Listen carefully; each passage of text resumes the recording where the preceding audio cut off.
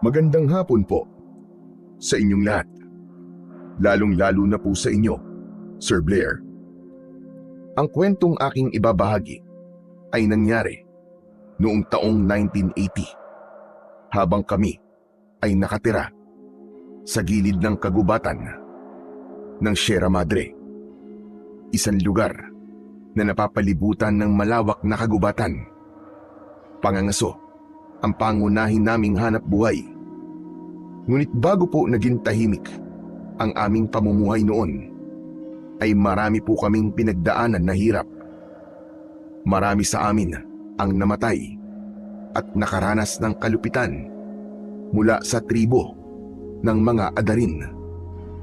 Simula pagkabata ay mahusay na ho akong gumamit ng pana. Mahusay din po akong lumambitin sa mga baging. Ang tawag nga po nila sa akin noon, ako raw po si Tarzan. Pero likas po sa akin ang pagiging mayabang, maangas at matigas ang ulo.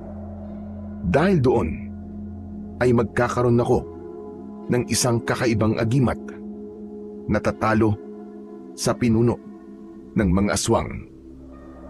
Bago ko po simulan ang aking kwento, ay nais ko pong ipaalam na ang lugar at mga tauhan na ginamit ko ay sadya kong binago. Kilalanin niyo na lang po ako sa pangalang Warlo. At ito ang aking kwento. O ano, Arvin? Handa ka na ba, ha? Oo naman. Mabuti na lang, nakatakos ako kay Lolo Pistol. Kung hindi, wala ka sanang kasama ngayon. At kapag hindi mo ako kasama, wala ka ring mahuhuli na baboy ramo. Sus, umiral na naman ang kayabangan mo, Warlo. Pambihira ka, oo. Kahit kailan talaga ang kayabangan mo pa rin ang nangingibabaw. Ang mabuti pa, tigilan mo na yan, Chong. Baka yan pang magpahamak sa'yo eh. Hindi mangyayari sa akin yun. Tsaka, totoo naman ang sinasabi ko, di ba? Isa pa, hindi pagyayabang ang tawag doon, ano? Ipinagmamalaki ko lang sa'yo na kung hindi dahil sa akin, wala ka naman talagang mahuhuling baboy ramo. Ano, tama ba? Ang barad mo kasing gumamit ng pana eh. Lahat ay sablay, walang tumatama na palaso sa katawan ng mga tinatarget mo. Ano ba? Mga ngaso ba tayo o mag-aasara na lang? Nakakapikong ka na. Alam mo, Warlo, may anggana ng pagiging mayabang, tandaan mo yan. Kaya habang maaga pa, tigil-tigilan mo na yan. Ay nako, napikon na naman ang lelong kumpanot. Hoy, hindi ako napipikon ha. Sinasabi ko lang kung ano ang totoo. May anggana ng pagiging mapagmataas sa kapwa. Yan ang tatandaan mo, Warlo. Oo na. Pambihira naman to, oh. Bakit ba seryoso mo, ha, Arvin? Ito naman parang binibiro ka lang eh, di ka na nasanay. Masyado ka naman yatang apektado sa mga sinasabi ko sa'yo. E paano ba naman kasi? Di naman sa lahat ng oras maaari ka magbiro na magbiro, no, Warlo? Tapos hanggang buto ang panlalait mo sa akin. Para bang hindi kita kaibigan yan eh. Oo na nga sabi, titigil na. Pambihira naman to, oh. Kahit kailan talaga ang bilis mo mapikon. Tumahimik ka na nga lang, Warlo. Pati yung pagtawa mo parang nang-aasar pa rin eh. Mas lalo lamang ako naiinis sa iyo eh. Hindi ko alam kung paano kita naging kaibigan. Ang lakas-lakas mo mang asar. Tapos, masaya ka pa na nakakasakit ka ng damdamin ng ibang tao. Ay nako, kaibigan ko talaga. Arvin, kaibigan mo ako. Dapat, kilala mo na ako. Hanggang ngayon ba hindi ka pa rin nasanay sa ugali ko. Alam mo, aminin mo man sa hindi, ako lang talaga ang nagtsatsaga sa'yo, huy. Teka. Huminto muna tayo saglit. Ano? Bakit? Bakit ka tumigil? Huwag ka muna maingay, Warlo. Kanina ko pa nararamdaman na para bang hindi tayo nag-iisa sa gubat na to. Parang bigla akong kinabahan. Kinikilabutan ako, oh. Ha? Paano mo naman nasabi? Ang sabi sa akin ni Lolo Pistol, huwag tayong lalayo sa baryo. Dahil baka may mga nilalang na makasalubong tayo o di kaya naman daw ay umatake sa atin. Teka. Anak ng, parang malayo na tayo ah. Hindi na to ang lugar na madalas nating pinupuntahan ah. Aba, oo nga no. Anak ng, paano tayo nakarating dito? Ikaw kasi, ang dal-dal-dal-dal mo. Ayan, hindi na natin napansin na nakarating na tayo sa gitna ng kagubatan. Anak ng teteng oh, lagot na. Lagot na talaga tayo dito. Mapapagalitan tayo ni Lolo Pistol.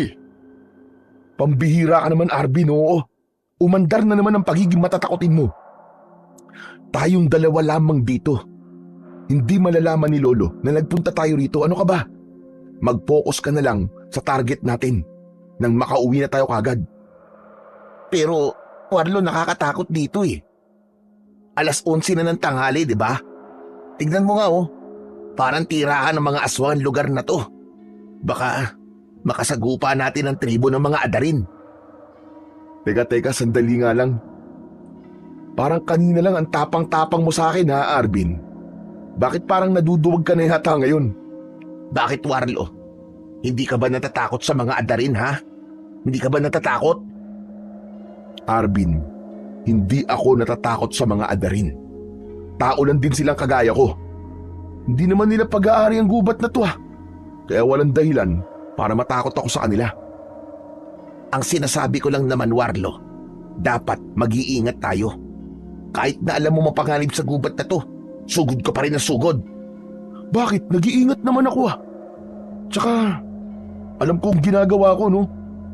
Alam mo, Warlo, kung hindi lang talaga kita kaibigan, nako, kanina pa kita iniwan dito. Tignan mo nga oh. Kanina pa nagsisipag tayuan ng mga balahibo ko. Takot. Alam mo, Arvin, kung hindi rin kita kaibigan, ay iisipin ko na bakla ka. Masyado ka nagpapaniwala sa mga iniisip mo tungkol sa mga adarin eh. Guni-guni mo lang yun. Kaya huwag ka na mag-alala.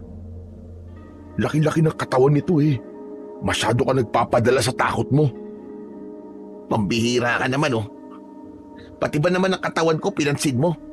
Teka, gumaganti ka ba? Eh kasi naman yung ingay-ingay mo eh. Hindi ba pwedeng tumahimik ka na lang muna? Kanina mo pa ako sinisermonan eh. Di ka ba napapagod?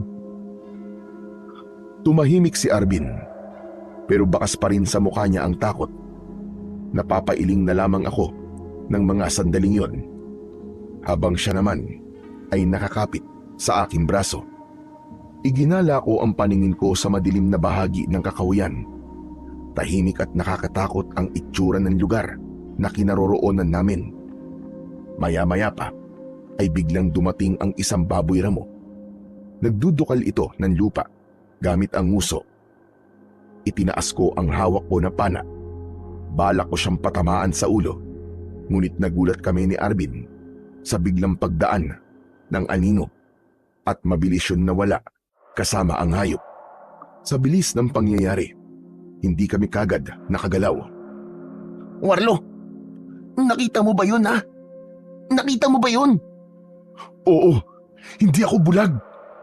Sabi ko na kasi sa iyo eh. Hindi tayo nag-iisa sa lugar na to. Tara na. Umalis na tayo. Arvin, pwede ba? Tumahimik ka nga muna. Pati ako nadadamay sa pagiging matatakotin mo eh. Paano hindi ako matatakot? Nakita mo naman, di ba? Biglang nawala ang baboy ramo sa harap natin. Ano ba, Arvin? Ang ingay mo. Alisin mo nga ang mga braso mo sa kamay ko. Nakakainis ka na. Sige ka. Kapag bumalik ang anino na yon, ikaw ang ituturo ko. Sinasabi ko talaga sa'yo, Arvin. Iiwan talaga kita rito. Grabe ka naman sa akin. Natatakot na nga yung tao eh. Ginaganyan mo pa. Ano ba kasi ang anino na yun? Saan kaya dinala ng anino na yun ang baboy ramo? Hindi ako sigurado, Arvin, kung anong klaseng nilalang yung nakita natin. Basta kakaiba siya at hindi pangkaraniwan ang bilis niya. Habang nagsasalita, ay dahan-dahan kami na lumabas sa halamanan na pinagtataguan namin. Saka inilingaling ako sa paligid ang aking paningin. Nang mga sandaling yon, ay mabilis na rin ang tibok ng aking puso dahil sa takot. Hindi ko lang ipinapahalata kay Arvin dahil ayokong matakot din siya. Pinakiramdaman ko ang paligid ko. Hanggang sa mapako ang aking atensyon sa isang bahagi ng halaman na gumagalaw. Tumingin ako kay Arvin at iniharang ko ang aking daliri sa aking bibig upang balaan siya na huwag maingay. Tumango siya, saka naupo, pabalik sa pinagtataguan namin. Tumingala ako sa itaas ng puno at tahimik na umakyat gamit ang baging na nakalaylay roon.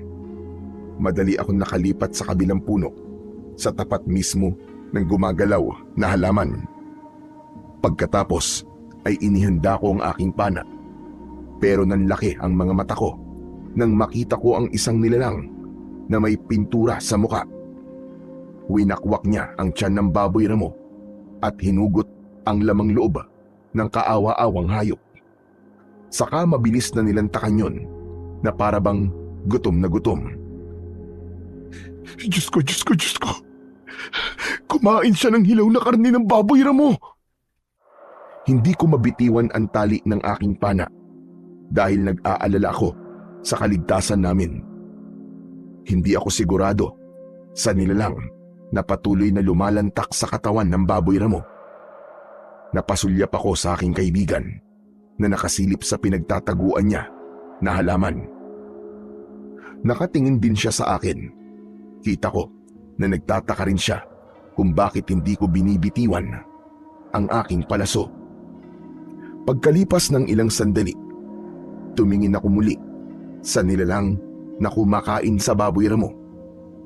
Tumayo siya, dinilaan niya ang kanyang kamay na parabang sarap na sarap siya sa dugo ng baboy ramo.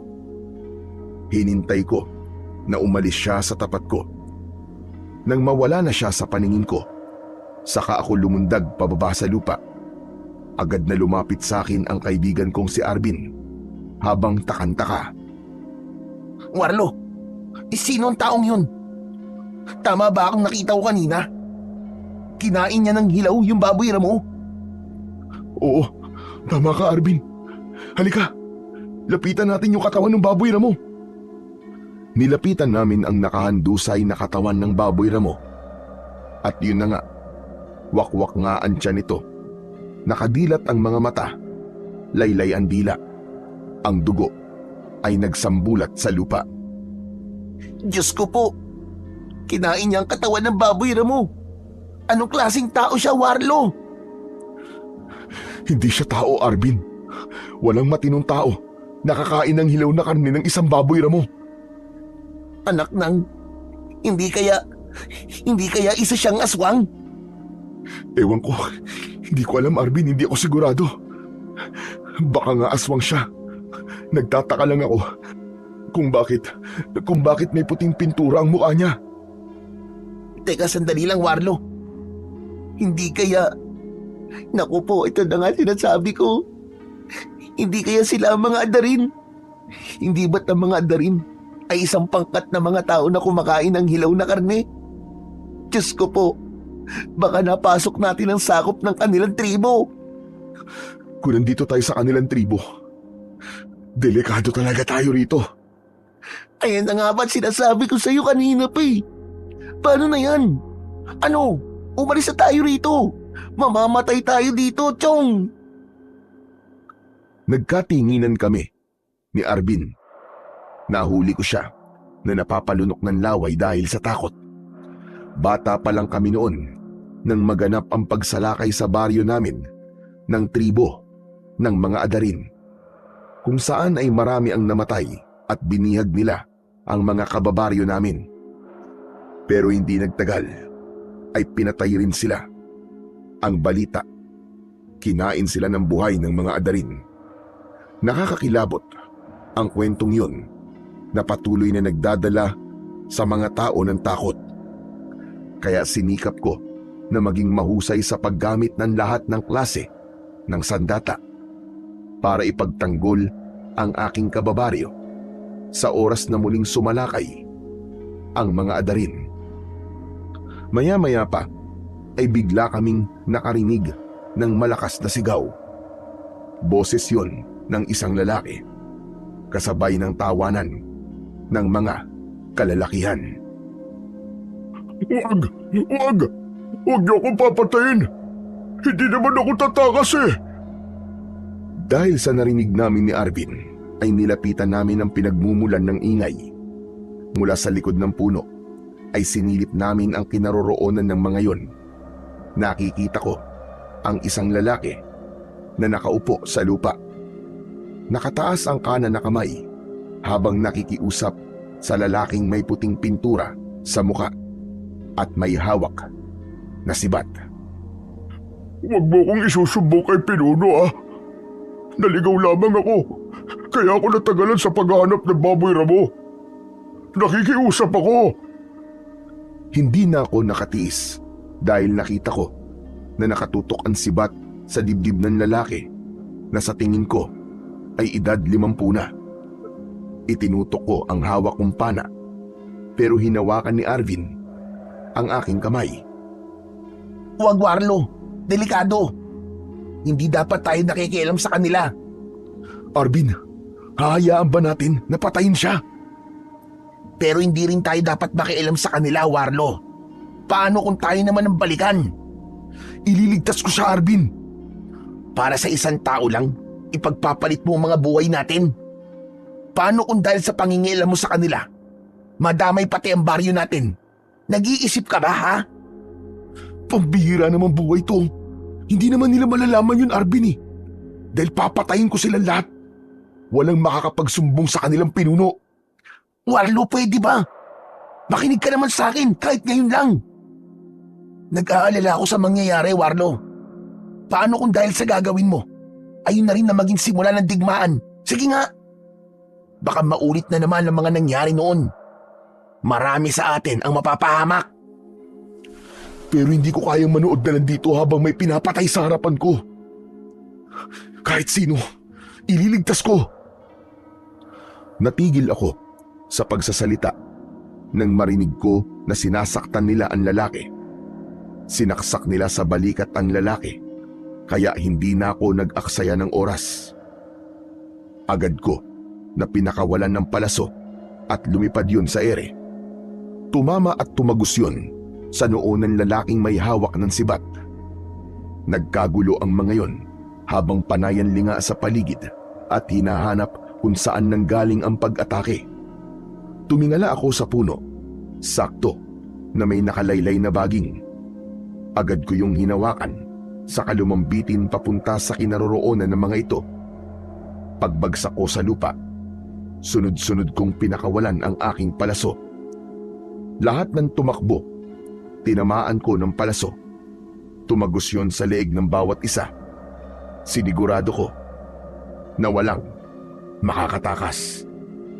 Maya-maya pa, isang adarin ang natitirang nakatayo sa harapan ko. Nilapitan niya ako at hinampas ng hawak niyang sibat. Pero nakailag ako at mataas na tumalon. Habang nasa ere, nagawa ko na itutok sa kanya ang pana. Pinatamaan ko siya ng palaso sa ulo. Bumaon yun. Bumulwak ang dugo. Napaluhod ang lalaki sa lupa. Pagbagsak ko sa tapat niya, malapitan ko siyang pinatamaan ng palaso sa nakabuka niyang bibig. Bumagsak ang nilalang sa lupa habang nagkikikisay ang katawan hanggang sa mamatay. Ang lalaki naman na tinulungan ko, tulala at hindi makapagsalita. Hindi ko naman siya masisisi dahil kahit ako ay humahanga rin sa aking sarili kung paano ko nagagawa ang lahat ng yun. Mang ano, ayos lang po ba kayo? Naku, may sugat kayo. Gusto niyo po ba na sumama sa amin para magamot po ang sugat niyo? Hindi mo dapat ginawa yun. Hindi ka dapat nakialam sa amin. At hinayaan mo na lang sana ako mamatay. Ano po? Hindi mo alam kung ano kahihinat na ng ginawa mo. Hindi ka dapat nakikialam sa buhay ng iba. Teka, ano po? Ang labo niyo naman po yata. Kayo na nga ang tinulungan, kayo pa ang galit. Pambihira naman buhay to. Parang ako pa ngayon na lumalabas na masama. Dahil sa pagpapalitan namin ng salita ng lalaking iniligtas ko, lumapit na sa amin si Arvin na dismayado sa mga naririnig. Sinasabi ko na kasi sa'yo, Warlo eh. Hindi ka na dapat nakialam sa kanya eh. Arvin, pwede ba? Ang labo mo naman eh. Tignan mo tinulungan ko siya para iligtas, hindi para mamatay. Pagkatapos ganito pa, imbis na magpasalamat sa akin, pinagalitan pa ako, sinigawan pa ako. Anak ng, kung alam ko lang na ganyan ang ugali ng taong tinulungan ko, hinayaan ko na lang sana siya na mamatay. Huwag kang magalit sa kanya, Warlo. Iniisip niya lang ang kaligtasan ng baryo natin. Tama sinabi ng kaibigan mo. Sa ginawa mo, sa tauhan ni Pinuno, magdudusa ang mga kababaryo mo. Kapalit ng buhay ko ang buhay ng mga tao na madadamay dahil sa pagtulong mo sa akin. Ang bihira namang kasalanan yan. Kasalanan pala ang pagtulong sa iba? Warlo, hindi naman kasalanan ng pagtulong eh. Pero depende sa sitwasyon. Sitwasyon na ano? Alam niyo, mabuti pa. Maiwan ko na kayo dyan eh. Total, wala naman palang kakwenta-kwenta ang pagliligtas ko sa taong yan eh. Pasensya ka na sa mga nasabi ko kanina. Pero hindi kaya ng konsensya ko na merong mamatay na dahil sa akin. Ako na ang bahalang umayos nito. Kailangan kong bumalik sa kuta nila. Wala na akong pakialam sa'yo. Kung gusto nyo bumalik, bumalik kayo. Tignan ko lang kung di kayo mapahamak sa tribo ng Adarin. Ang mga taong yun, hindi lang hayop ang kinakain nila, kundi karne rin na tao. Natigilan ako sa narinig ko mula sa lalaking iniligtas ko. Ganon din si Arvin, na lalong hindi mapakali sa mga narinig. Teka. Kung ganon, kumakain ka din ng karne ng tao? Kahit na kailan, hindi ako kumain ng karne ng tao. Isa lang akong alipin na hindi makaalis-alis dahil maraming mamamatay kapag tumakas ako. Sa kasamaang palad, hawak nila ang pamilya ko. Kaya lahat ng ipag-uutos nila ay talaga namang susundin ko. Anong sabi niyo? Sa pilitan nila akong pinaghahanap ng hayop sa gubat. Kung minsan pa nga ay tao, kapag walang-wala. Pero masasamad tao lang ang pinapatay ko. Pero, bakit niyo po yung ginagawa? Wala na rin po kayong pinagkaiba sa kanila. Kahit hindi ka kumakain ng karne ng tao. Kung hindi ko yung gagawin, babawasan nila ang isang parte ng katawan ng mahal ko sa buhay. Kagaya na lamang na nangyari sa aking ina. Inalisan siya ng braso dahil hindi ko nasunod ang utos ng aming pinuno na si Poldo. Kung ganon, tinatakot nila kayo sa pamamagitan ng pagpapahirap sa pamilya nyo, ganon ba? Tama ka. Lahat ng mga kagaya ko na merong malakas na pangangatawan, ginagamit nila para sa kanilang paghahanap ng pagkain. Ang sabihin mo, duwag ka. Walang matapang kapag pamilya na pinag-uusapan. Ikaw, ano ang kaya mong isakripisyo para sa pamilya mo? Biglang nagpantig ang tenga ko sa tanong na yon ng lalaki na nakilala ko sa pangalang Mansado. Kinuwelyuan ko siya sa damit at galit na sinakal. Para sa akin, hindi katuwiran na hawak nila ang pamilya para lamang pumatay ng ibang tao kapalit ng buhay ng kanyang mga mahal sa buhay. Alam mo, kanina naaawa pa ako sa iyo eh. Pero ngayon, naiinis na ako sa iyo dahil duwag ka. Hindi ka gumagawa ng paraan para iligtas sila. Wala kang kwenta. Papatay ka para sa pamilya mo. Paano naman ang pamilya na papatayin mo, ha? Naisip mo ba yon? Naisip mo ba yon? Tinabig ni Mansado ang kamay ko at galit siyang lumayo sa akin. Sinasabi mo lang yan dahil hindi ikaw ang nasa sitwasyon ko. Talagang hindi ako malalagay sa sitwasyon nyo. Dahil ako, matapang ako.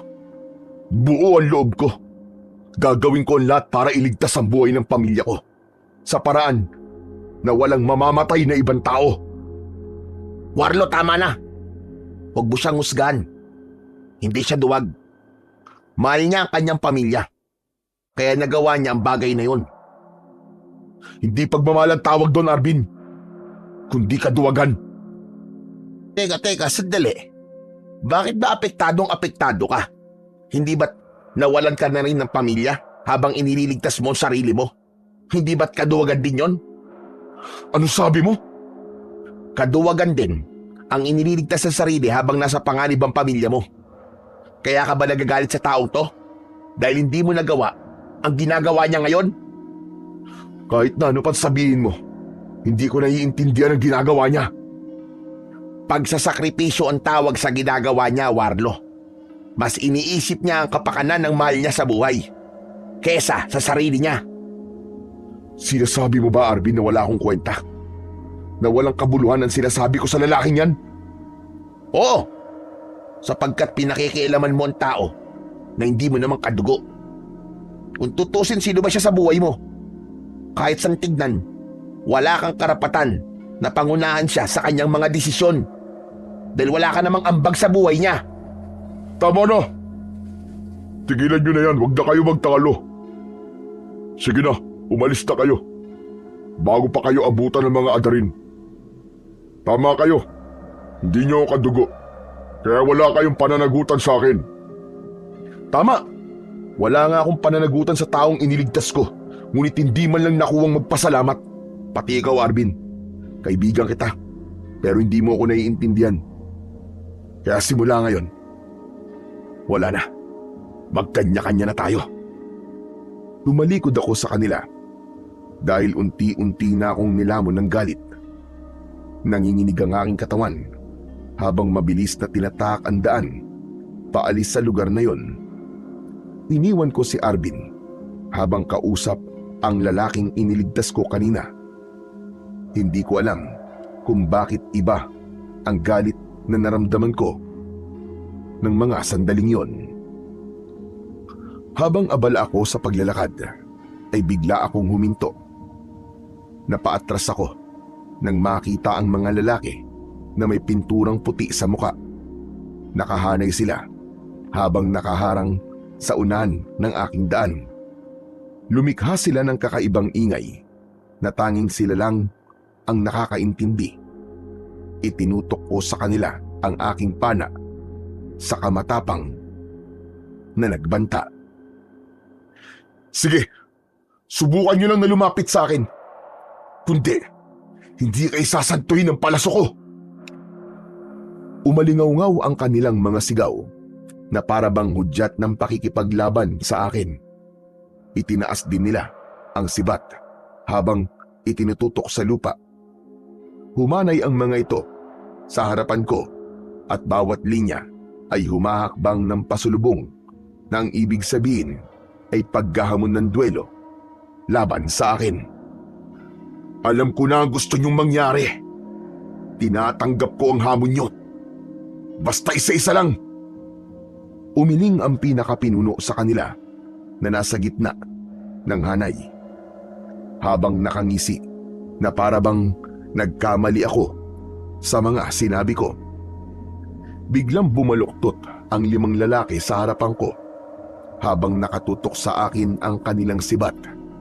Hindi ko inalis ang pagkakatutok sa kanila ng pana.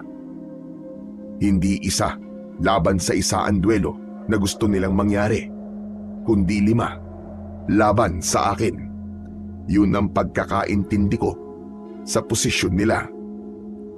Teka. Parang gusto nyo akong lamangan sa gusto nyo mangyari ah. Di yata patas. Wala akong laban sa inyo, ang dami nyo eh. Hindi ko inaasahan na bigla silang susugod sa aking kinaroroonan. Gamit ang sibat ng 5 lalaki, lumipad ang mga yon sa ere. Mabuti na lang at nagawa kong maiwasan ang una nilang pag-atake. Gumanti naman ako sa kanila ng pagpana at tumama ang palaso sa isa sa mga kasamahan nila. Pagkatapos ay tumingala ako sa itaas ng puno. Nakita ko ang nakalaylay na mga baging. Lumambitin ako roon, sabay sipa sa muka ng aking mga kalaban. Dahil dun ay bumagsak sila sa lupa. Sinamantala ko ang pagkakataon na yun para lapitan sila. Itinutok ko sa kanilang noo ang hawak ko na pana. 4 na beses akong nagpakawala ng palaso at bumaon ang mga yon sa kanilang noo na tumagos naman sa lupa. Napaatras ang mga kalaban ko habang nakatingin sa mga kasama nila na napatay ko. Kitang-kita ko ang galit sa kanilang mga mata. Ano? Meron pa ba na gusto lumaban sa akin? Sige, sugod! Dahil sa paghahamon ko sa mga adarin, lumipad ng sabay-sabay ang kanilang mga sibat.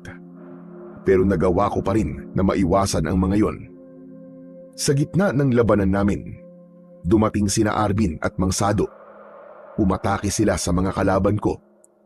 Habang nakikipaglaban sila, si Mang Sado ang umagaw sa atensyon ko. Nagulat kasi ako sa ipinakitang husay ni Mang Sado pagdating sa pakikipaglaban.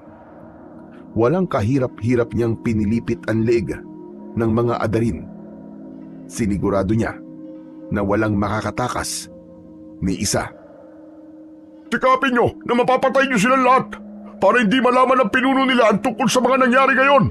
Dahil kung hindi, sasalakayin nila ang baryo nyo at papatayin kayong lahat. Pagkasabi ni Mang Sado ay matapang siyang tumalon ng mataas at pinilipit ang ulo ng mga kalaban. Habang ako naman ay kumilos din gamit ang pana. Lahat ng tamaan ng aking palaso ay sinisigurado ko na patay ang mga adarin. Si Arvin naman ay abala rin sa pakikipaglaban, kaya hindi niya napansin ang lumipad na sibat papunta sa kanyang kinaroroonan. Mabuti na lang at nahawakan yun ni Mang Sado at ibinalik ng bato ang sibat sa lalaking umatake kay Arvin.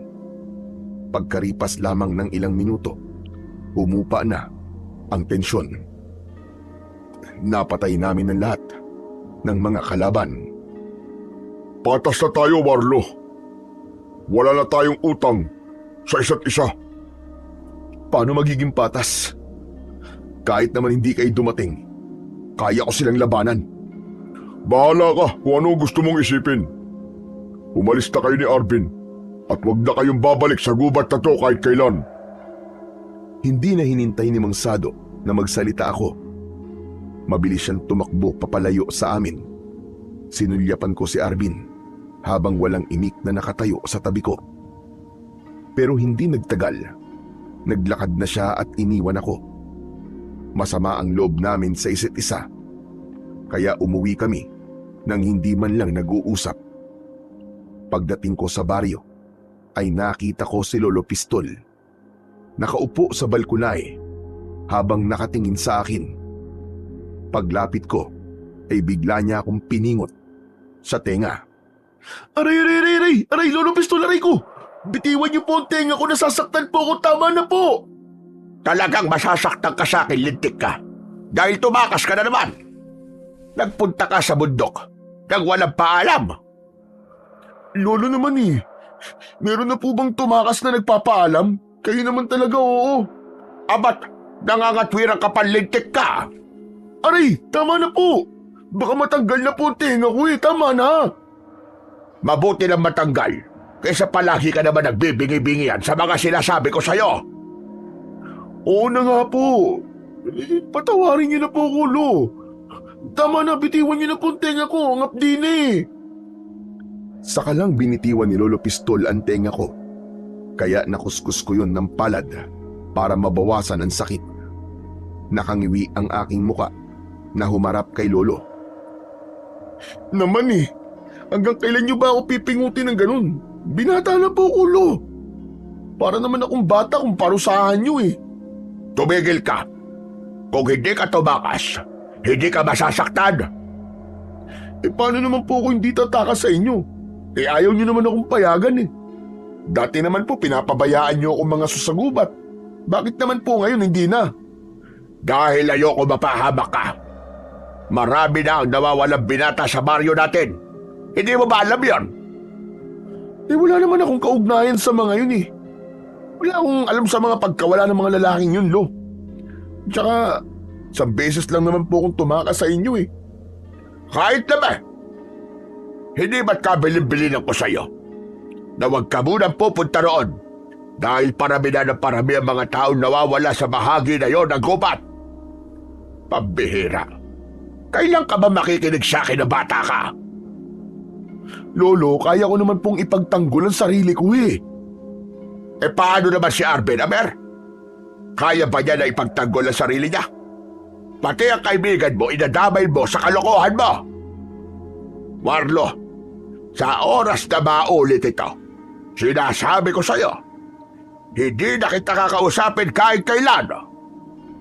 Nang sinabi yon ng aking lolo Pistol, ay bigla akong natigilan at sinubukan na sabihin sa kanya ang tungkol sa lalaking iniligtas ko kanina.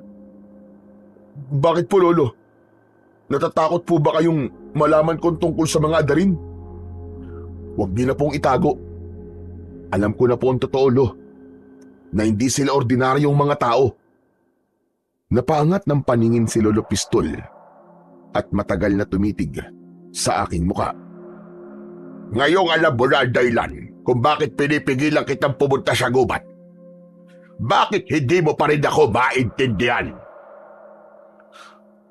Alam ko po na nag-aalala lamang po kayo sa akin, Lolo. Pero gusto ko lang naman po na makatulong po sa iba. Lalong-lalo na po sa inyo, Lo. Mahirap din po ba na intindihin ang mga sinasabi ko? Kaligtasan mo lang, Apo, ang iniisip ko. Isang malalim na buntong hininga ang pinakawalan ko ng mga sandaling yon bago ko ipinagpatuloy ang aking pagsasalita. Ngunit sa pagkakataon na yon, kalmado na ang pakiramdam ko. Meron po akong iniligtas na lalaki kanina, Lo.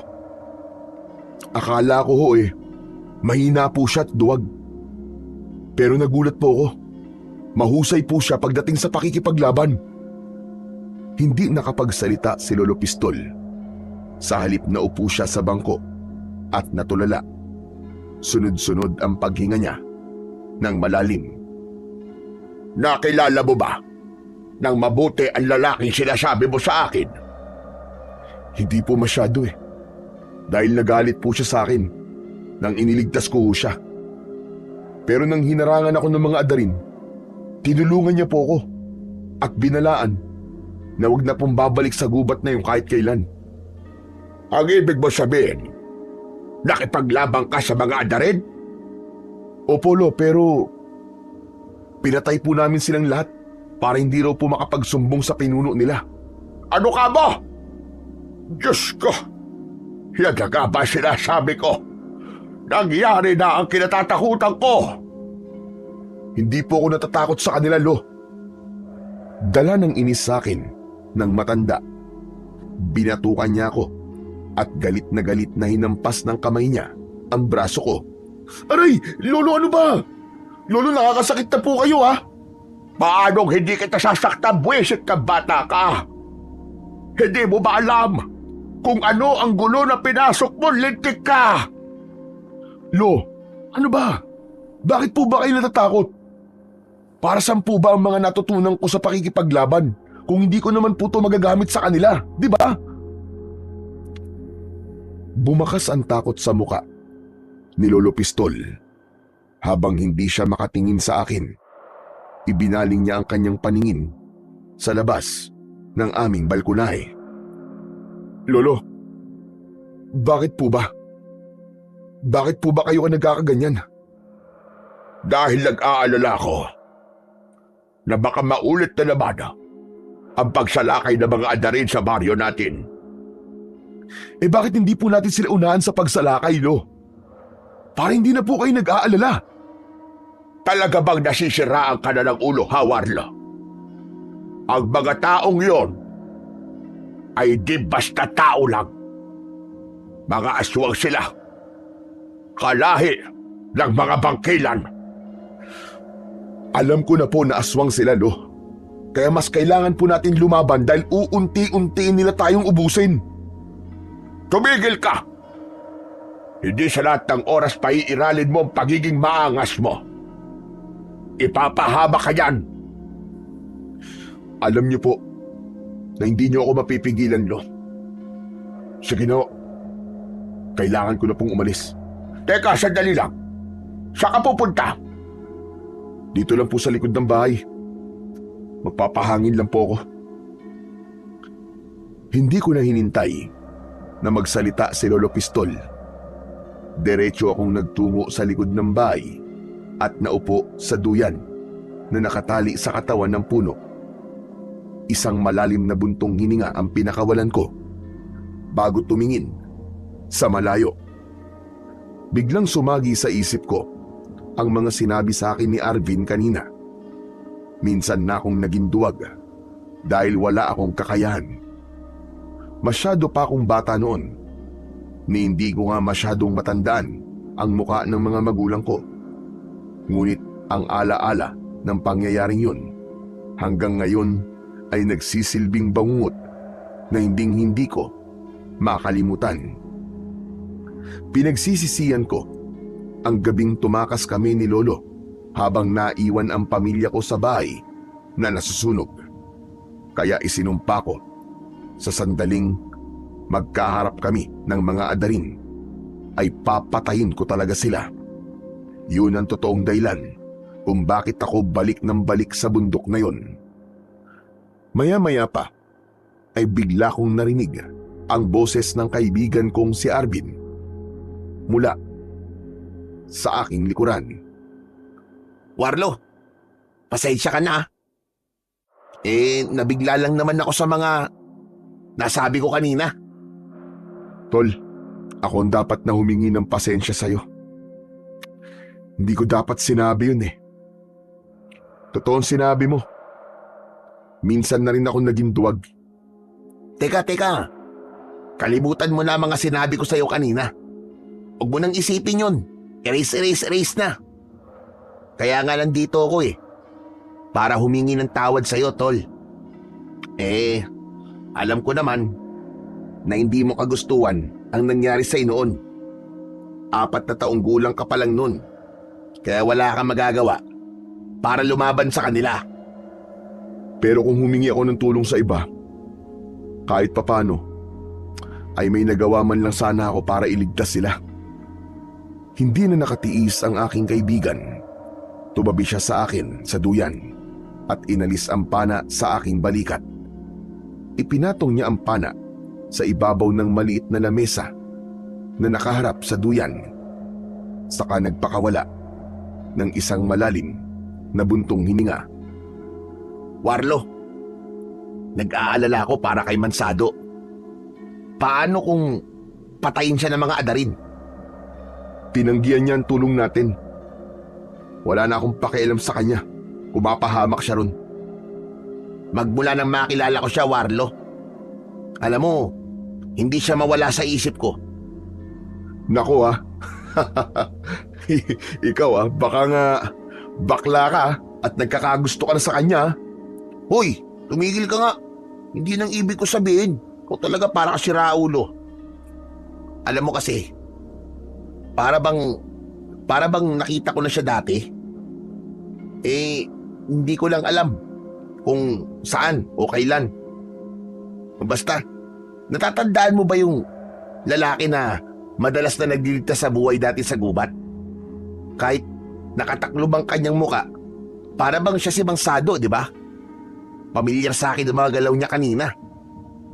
Ano sa tingin mo, Warlo? Teka. Sinasabi mo bang si Mansado ang lalaki na madalas na tumutulong sa atin? Oo. Hindi ako maaaring magkamali.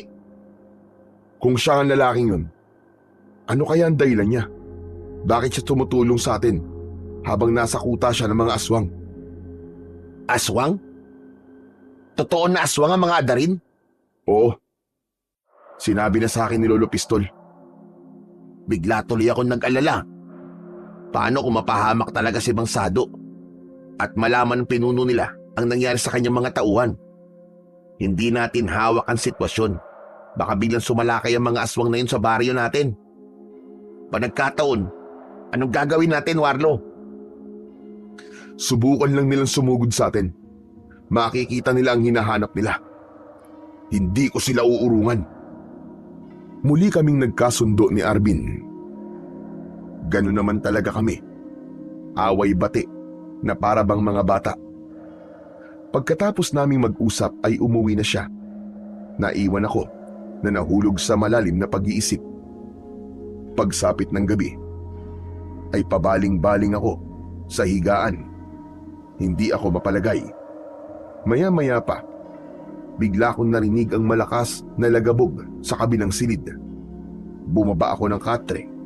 Dahan-dahan kong nilapitan ang pintuan ng aking silid para tignan ang ingay na yon. Paglabas ko sa aking kwarto, ay narinig ko ang mahinang bulong mula sa silid na ayaw pabuksan ng aking lolo. Ano kaya ang ginagawa ni lolo sa silid na yun? Akala ko ba ayaw niyang buksan yun? Ilang taon ko na ring napapansin ang madalas na pagpasok-pasok ni Lolo Pistol sa silid na ipinagbabawal niya sa akin na pasukin ko. At dahil sa kuryosidad ko, sinilip ko ang siwang ng pinto. Kitang-kita ko na nakadipa si Lolo Pistol. Nakaluhod siya sa sahig, nakatingala sa isang altar na merong malaking anito. Ang anito na yon ay may hawak na alakdan, kulay itim na ang buong akala ko ay buhay at totoo. Napataklob ako ng palad sa aking bibig. Bigla akong kinabahan dahil hindi ko alam kung ano ang ginagawa ni Lolo Pistol. Ilang sandali ang lumipas, narinig ko ang mahina niyang pagsasalita. Alakdan kong kapangyarihan. Buhayin ang isang bisang matagal lang nagkukuble. Isang masaganang proteksyon mula sa hangin at kamandag ng aking agimat. Dinggin mo, alakdan, ang pagsusumamo ng iyong lingkod, kapalit ng buhay ng mga taong sakop ng iyong kapangyarihan. Manatiling tahimik ang iyong lakas hanggang sa araw ng kanilang paglitaw. Kahit nauunawaan ko ang kanyang sinasabi, hindi ko naman naiintindihan kung para saan ba yun. Bago lang yun sa pandinig ko. Ngunit bigla akong kinabahan. Maya-maya pa ay tumayo si Lolo Pistol. Nang mapansin ko na palabas siya sa silid, ay nagmamadali akong nagtago sa likod ng dingding sa may kusina. Ipinagsiksikan ko ang aking sarili sa pagtago upang hindi niya ako makita. Nang umalis siya sa tapat ng pintuan, sinigurado ko na nakapasok na siya sa kanyang silid bago ako pumuslit papasok sa loob ng kwartong nilabasan ni Lolo Pistol. Maingat ko na isinara ang pinto ng silid na yon, saka pinagmasdang mabuti ang altar. Nakabukas ang kulay pulang kandila at sa gitna ng mga yon, isang kwintas ang nakita ko. May taling itim at ang palawit ay isang buhay na alakdan. Ano to? Saka, para saan to? Hinawakan ko yun, pinaikot-ikot sa aking palad. Para bang gusto kong isuot yun sa aking leg. Natukso ako na sundin ang utos ng isip ko. Naramdaman ko sa aking sarili na unti-unti kong isinusuot yun. Nang lumapat ang palawit ng kwintas sa aking balat, bigla akong umangat sa sahig. Dumikit ako sa dingding at hindi ko mapigilan ang pagdipa ng braso ko. Teka! Ano nangyayari sa akin? Bakit parang hindi ko makontrol ang katawan ko? Aray! Ang sakit! Tulong! Tulong! Kahit gusto kong sumigaw ng malakas, ngunit parang ipit na ipit ang boses ko at napakasakit ng katawan ko. Biglang naparilisa ang kamay ko at binti. Bumagsak ako sa sahig habang hindi ko naiintindihan kung ano ang nangyayari sa akin. Sinubukan ko na tanggalin ang kwintas, ngunit hindi ko yun mahawakan. Dahil sa ingay ng pagbagsak ko sa kawayan na sahig, tuluyan nang nakuha nun ng atensyon ng aking lolo. Pumasok siya sa silid at nagulat nang makita ako na nakahiga sa sahig habang nakadipa ang mga braso. Apo, anong ginawa mo? Diyos ko, bakit mo pinakailaman ang agimat ko? Sa kabila ng mga nangyari sa akin, ay pinilit ko na magsalita. Ngunit naninigas pati ang pangako. Agad na kumilos si Lolo Pistol. Nilapitan niya ang mga kandila at malakas na hinipan yon para patayin ng apoy. Nang mamatayan sindin ng mga yon, nawala rin ang malakas na puwersa na bumabalot sa aking katawan. Nanghihina na napaunat ako sa pagkakahiga habang hinahabol ang sariling hininga. Lolo, ano pong nangyayari sa akin? Ano pong klaseng agimat to? Lo! Hindi mo dapat pinakailaman ang gamit ko, Warlo. Narinig ko kayo at nakita ko po ang ginagawa niyo kanina, Lo. Kung ganon, kanina mo pa ako pinapanood sa pagriritual. Opo, Lo. Opo. Kaya pinakailaman mo na rin ang hindi mo dapat pakailaman. Lo, pasensya na po. Pasensya na po kayo. Bumangon ako at hinawakan ang palawit ng kwintas. Akma ko na sanang huhubarin yun nang hindi ko yun matanggal sa akin leeg. Para bang may mabigat na puwersang pumipigil sa akin na tanggalin ang alakdan. Napasulyap ako sa aking lolo. Bumakas ang lungkot at pag-aalala sa mukha niya. Hindi mo na yan mahuhubad. Kahit na ano pa ang gawin mo. Lolo naman eh. Huwag niyo naman po ako tinatakot. Sige na, hubarin niyo na po to sa akin, Lo. Hubarin niyo na po ang agimat na to.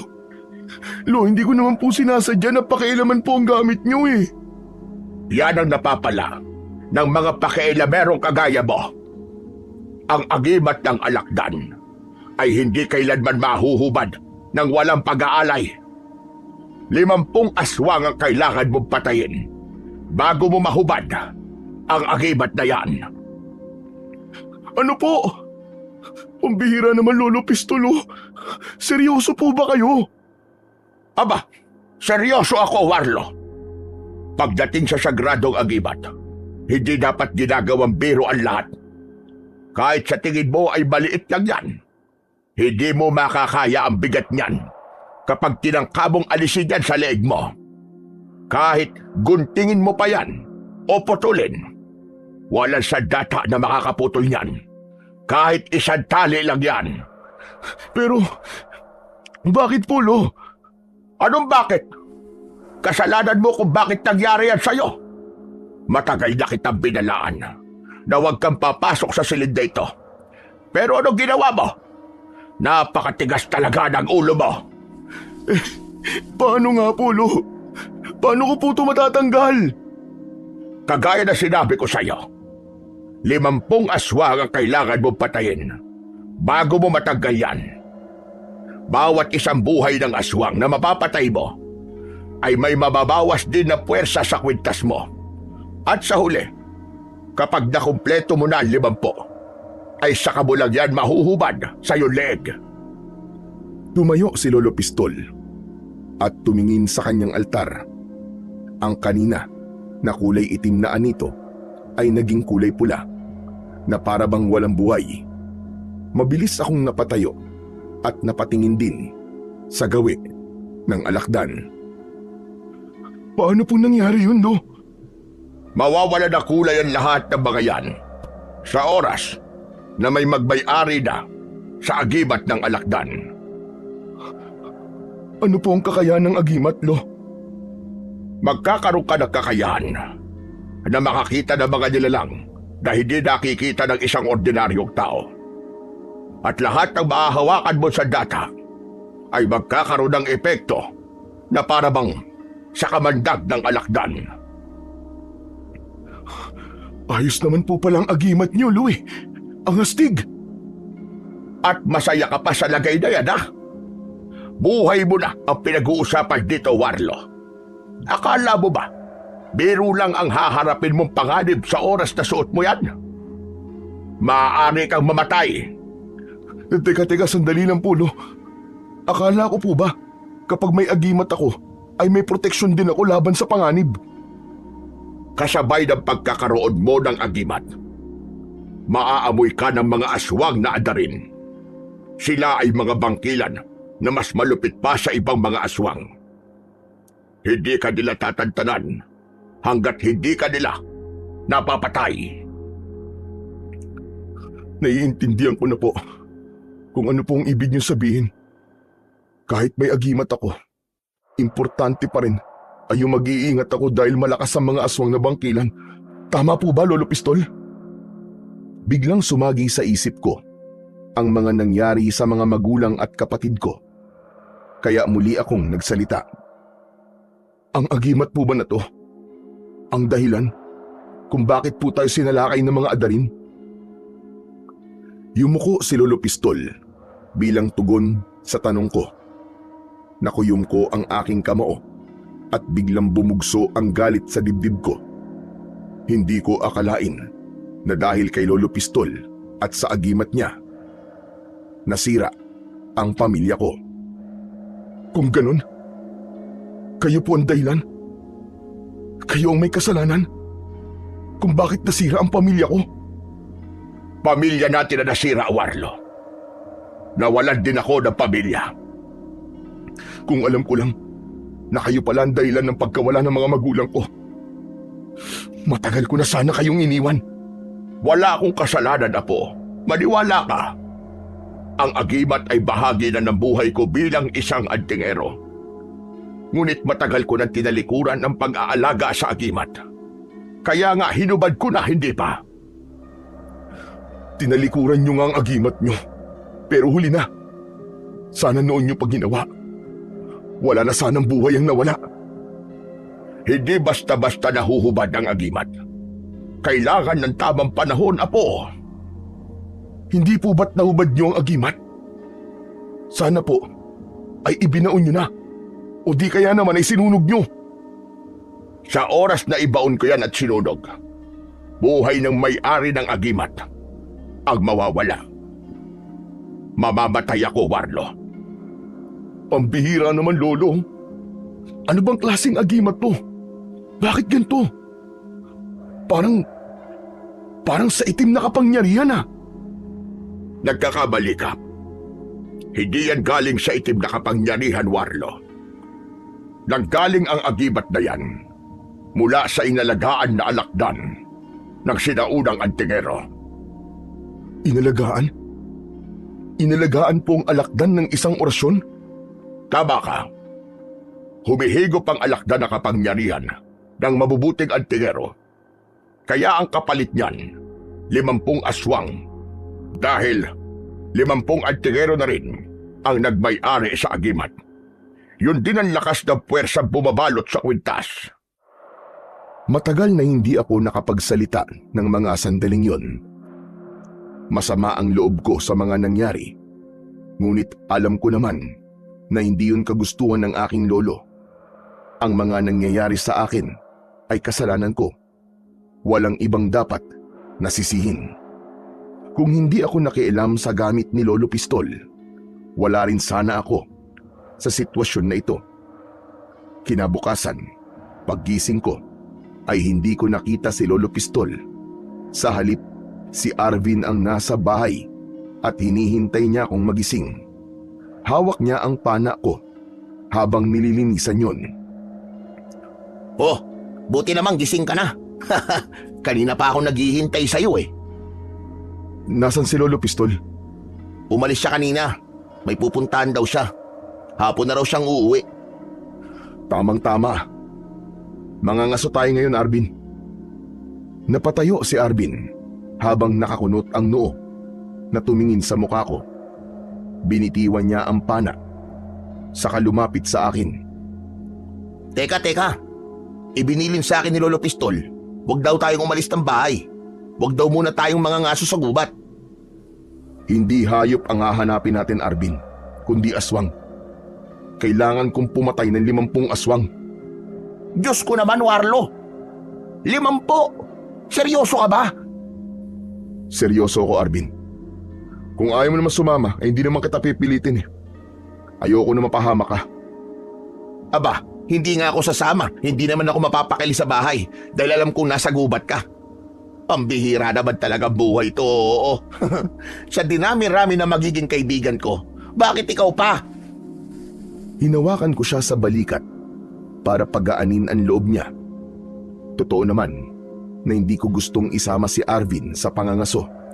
Kaya lang sa pagkakataong yun ay kailangan ko na ang tulong ng aking kaibigan. Oo na, sige na. Sasama na ako. Ang bihira buhay to. O ano, ngayon na ba tayo aalis? Oo, Arvin. Kailangan na makabalik tayo kagad bago pa dumating si Lolo Pistol. Agad naming inihanda ang pana na dadalhin namin sa pangangaso. Pagkatapos ay mabilis kaming naglakad papunta sa bundok.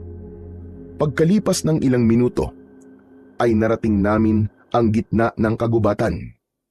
Nang maramdaman namin ang pagod ay saglit kaming nagpahinga. Nakaupo kami sa ugat ng puno nang marinig namin ang huni ng isang hayop. Mula sa hindi kalayuan ng aming kinatatayuan. Nagkatinginan kami ni Arvin. Napatayo ako at kumilos para magtago sa likod ng puno. Magkahiwalay kami habang hinihintay ang paglapit ng huni na yon. Pero hindi namin inaasahan na meron na palang nagmamay-ari sa hayop na inaabangan namin. 2 adarin ang nakita namin. Sumenyas ako kay Arvin bilang hudyat na ako ang unang aatake. Sa mga yun, hinila ko ang tali ng aking pana, saka itinutok yun sa kalaban. Sinipat ko ang dibdib ng isa sa kanila. Sabay bitaw ng pisi at lumipad ang palaso sa ere. Tumama yun sa dibdib ng isang adarin. Tumagos yun hanggang sa likod nito. Bumula ang bibig ng adarin na nagdulot naman ng takot sa nag-iisang kasama niya. Si Arvin naman ang pumana sa isa pa. Tumama ang palaso sa ilong ng kalaban.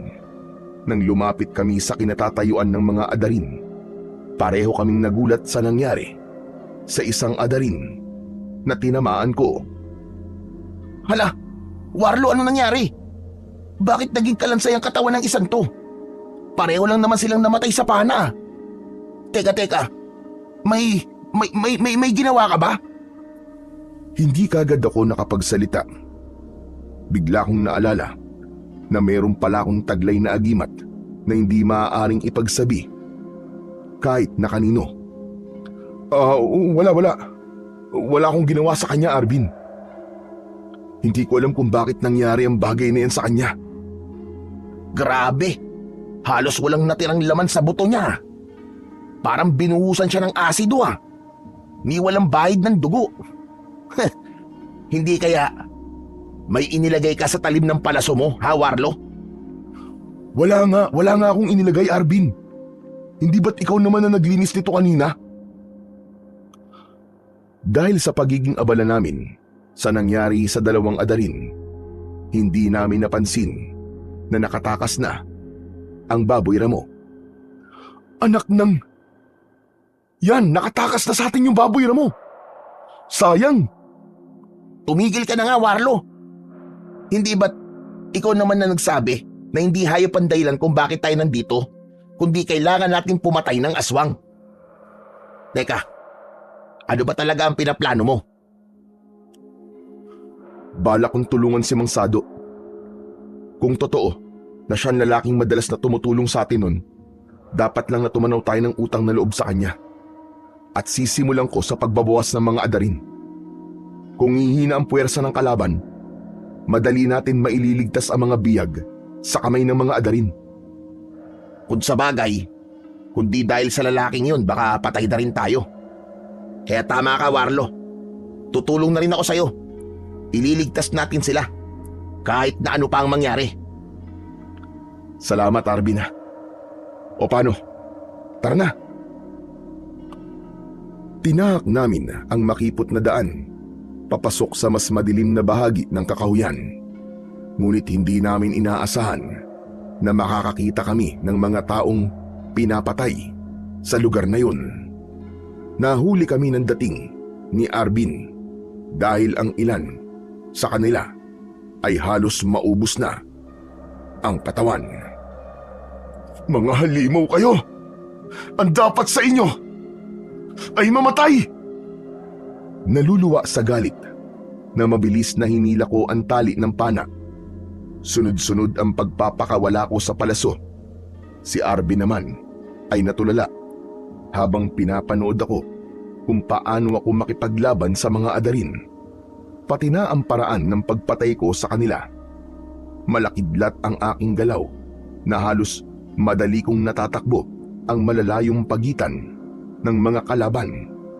Ni hindi nila makita kung saan nanggagaling ang aking palaso. Dahil nagagawa kong kunin kagad ang palaso sa katawan ng mga ito at ibabala ulit yun sa aking pana. Lahat ng tamaan ng aking palaso ay natutunaw hanggang sa natitira na lamang ay ang kanilang kalansay sa katawan. Sa puntong yun, hindi na nakatiis si Arvin na hindi magtanong sa akin. Warlo, magsabi ka nga sa akin ng totoo. Bakit naging kakaiba ang kilos mo ngayon? Pati ang pagpana mo, may epekto rin sa kanila. Hindi ako naniniwala sa sinasabi mo kanina.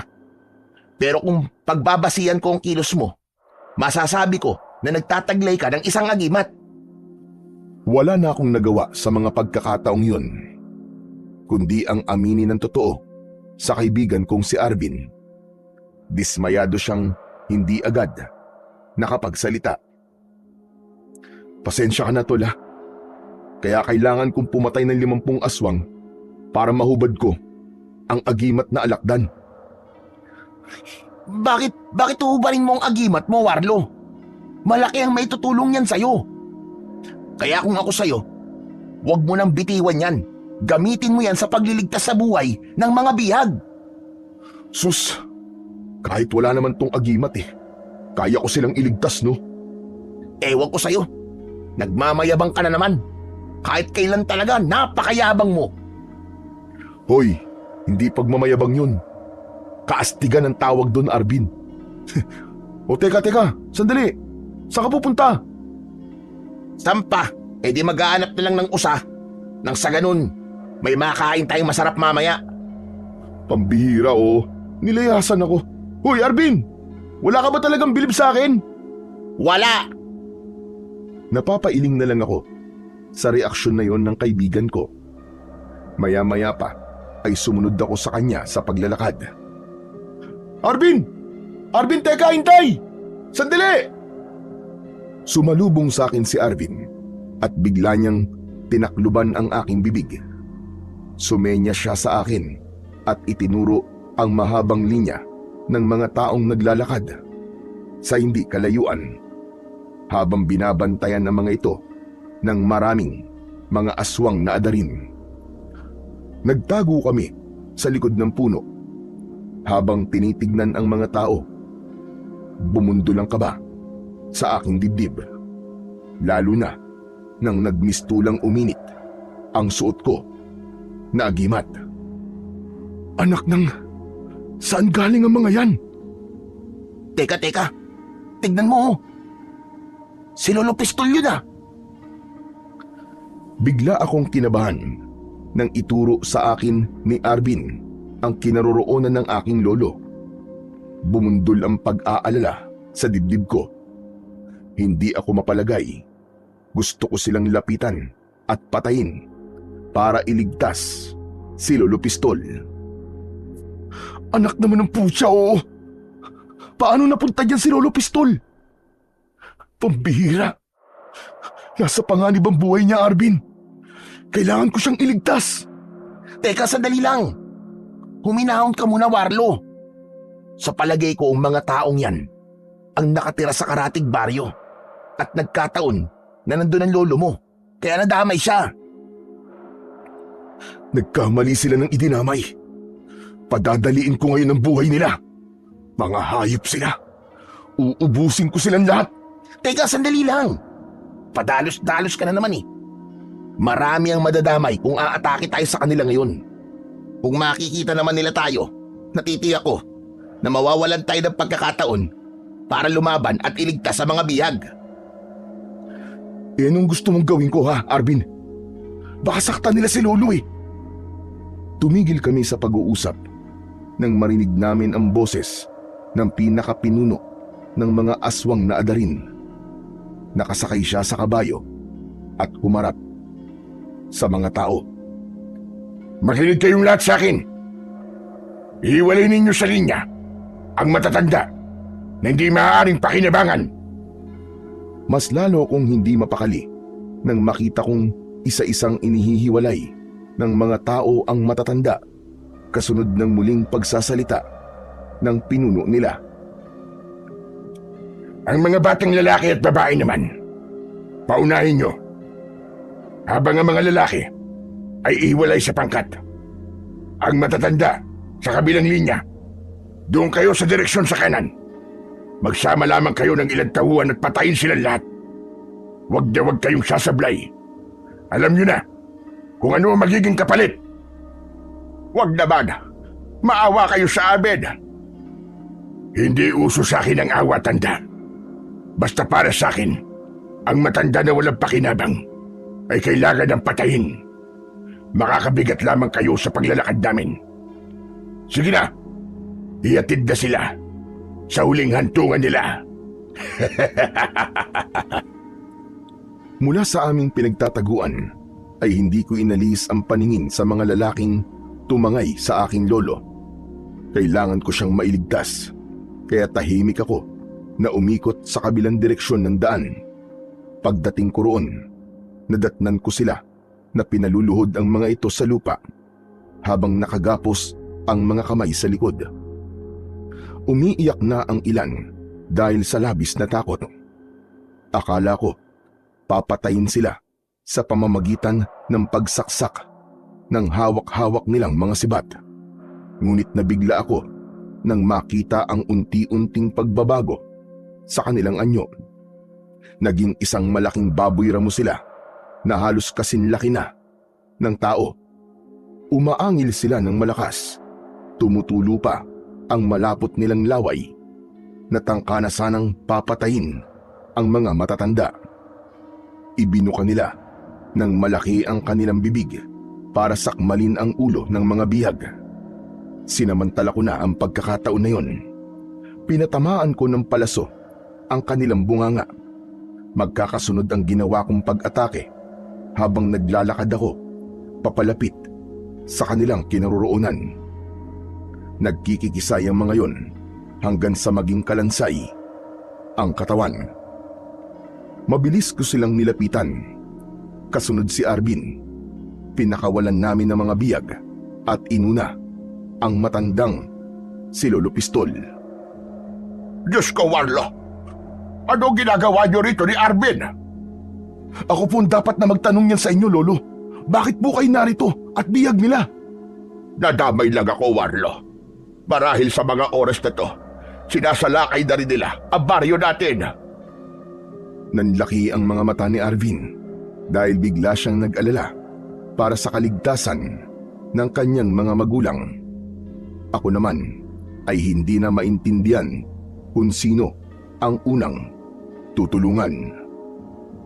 Warlo, tulungan mo naman ako. Ang mga magulang ko. Iligtas natin sila. Samahan mo si Arvin, Warlo. At ako naman ang bahala sa mga kasama ko. Isasama ko sila sa ligtas na lugar. Paano po kayo? Sigurado po ba kayo na kaya niyo po, Lolo? Kaya ko to, sige na. Magagawa ko sila mailigtas dahil kaya ko pa rin naman lumaban. Sige na, umalis na kayo. Mag-iingat ka, Apo. Warlo, tara na. Wala nang oras. Baka na paano na ang mga magulang ko. Tara na. Oo, ililigtas natin sila. Kaya huwag ka na mag-alala. Tayo na! Lakad at takbo ang ginawa namin pabalik sa aming baryo. Wala pang 5 minuto ay narating na namin kagad ang baryo sa tulong ng kakayahan kong tumakbo ng mabilis.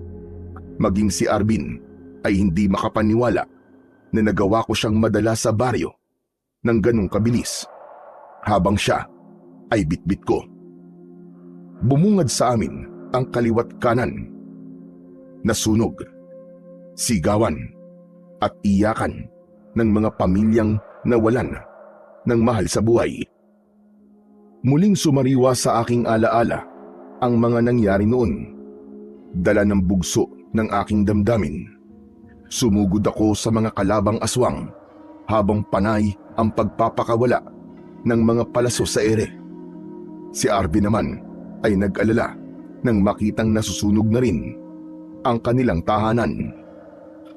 Anak ng biyag nila mga magulang ko, Warlo!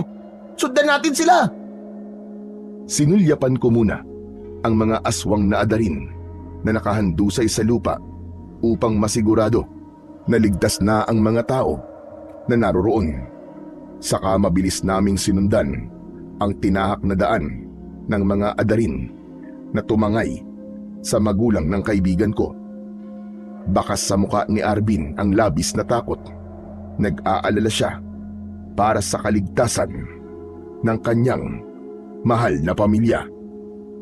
Habang hinahabol ang mga kalabang aswang, nakita ko na nagmamadali sila sa pagtakas. Mabilis kong tinakbo ang kinaroroonan nila at humarang ako sa unahan ng kanilang daan. Teka, sandali lang! Mga diablong buang kayo! Saan kayo pupunta, ha? Hindi nagsalita ang mga adarin. Agad silang nagpalit ng anyo bilang mga aswang na bangkilan. Sumugod sila sa akin gamit ang kanilang sibat. Ang iba naman ay gamit ang mahahaba nilang kuko. Ngunit mabilis ko yung naiiwasan. Gumanti ako sa kanila ng pagpana ng palaso. Tumama yun sa kanilang lalamunan. Halos magkakasabay sila na bumagsak sa lupa habang nagkikikisay ang katawan.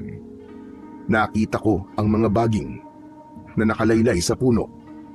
Lumambitin ako roon at sinipa ko sa muka ang ibang mga bangkilan na umaatake sa akin. Sa isang iglap, naubos ko ang mga kalaban at ang mga tao na nakasaksi sa aking galing ay natulalang lahat.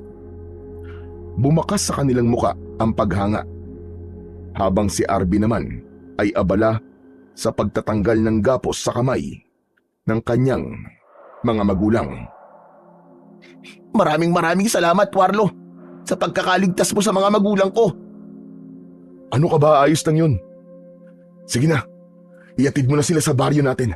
Ako na ang bahalang sumugod sa mga kalaban. Humingi ka ng tulong sa mga tao na merong kakayang makipaglaban at sumunod kayo sa akin sa tribo ng mga adarin. Sige na, bilisan mo! Aalis na sana ako nang maramdaman ko ang kamay ng aking kaibigan sa aking braso. Tol, mag-iingat ka at ayusin mo ang pagbibilang sa mga aswang na napapatay mo. Huwag kang mag-alala, Arvin. Dahil hindi ko na ito uhubarin. Aalagaan ko na ang agimat ko. Dahil kung hindi dahil sa kapangyarihan ko, hindi ko sila maililigtas. Walang magtatanggol sa kanila. Tumango ang aking kaibigan habang ang mga tao na naroroon ay nagpasalamat sa aking lahat. Saka ako umalis at iniwan sila sa lugar na yon. Sinundan ko ang bakas ng mga paa ng mga adarin para makarating ako sa kuta nila. Subalit sa aking pagtakbo ay nakasalubong ko si Mang Sado. May sugat siya sa braso at sa leeg. Mang Sado! Mang Sado, ano nangyari sa inyo? Tulungan mo kami, Warlo. Tulungan mo akong iligtas ang pamilya ko. Ano po? Bakit? Ano nangyari? Akala ko po ba ay magpapaalipin kayo habang buhay sa kanila? Hindi ko na kayang makita na unti-unting pinapatay ng mga adarin ang mga tao sa harapan namin. Mamayang gabi na magaganap ang pista. Yun ang dahilan kung bakit sila nangunguha ng mga tao. Ano po ang dahilan? Bakit kailangan nilang gawin yun? Para yun sa gaganapin na ritual. Sabay-sabay silang papatayin. Iipunin ang kanilang dugo sa kagagamitin panligo na kanilang pinuno na si Poldo. Kailangan natin silang maunahan bago pa mahuli ang lahat. Totoo po ba mga sinasabi niyo? Oo, kaya kailangan ko ang tulong mo, Warlo. Kailangan ko ang tulong mo para makasanda ang kasamaan nila. Nakahanda po akong tumulong. Sasamahan ko kayo sa pagliligtas sa mga bihag. Tara na po, umalis na tayo rito. Teka, sandali lang, Warlo. Mukhang kulang ang palaso mo. Paano po magiging kulang? 50 po ang bilang ng palaso ko. Marami sila. Maaaring umabot sila ng 100 adarin, maliban pa sa mga bisita na darating sa kanilang kuta para makiisa sa pagdiriwang. Kung ganun po, kailangan natin ng pampasabog. Marami na akong nakahandang mga armas kasama ang ginawa kong pampasabog. Gagawin natin ang pagsalakay mamayang gabi. Kapag nagtitipo na sila, may talim pula ang mga bahay na ginawa nilang kulungan para sa mga biyag. Kaya maiiwasan natin sila kapag umaatake na tayo sa kanila. Kung ganun, may mga palaso din po ba kayo? Oo, ibinaon ko sa bawat gilid ng bakuran ng kuta nila. Habang nandoon ako, ay nagsagawa na ako ng mga plano. Ayos. Tara na po, Mang Sado. Kailangan na natin kumilos. Agad kaming tumakbo sa kabilang direksyon ng daan matapos ituro sa akin ni Mang Sado ang lokasyon ng kuta. Ilang minuto ko lang halos tinakbo ang kinaroroonan ng tribo. Naiwan si Mang Sado na nagtataka sa mabilis kong pagtakbo. Anong meron? Bakit parang kakaiba ang bilis mo sa pagtakbo?